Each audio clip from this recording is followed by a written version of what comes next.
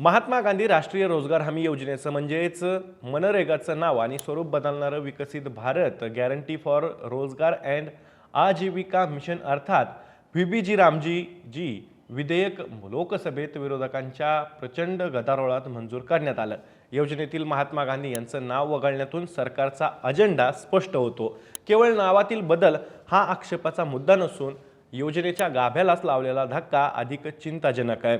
मनरेगा ग्रामीण भारतासाठी सामाजिक सुरक्षा कवच ठरली होती।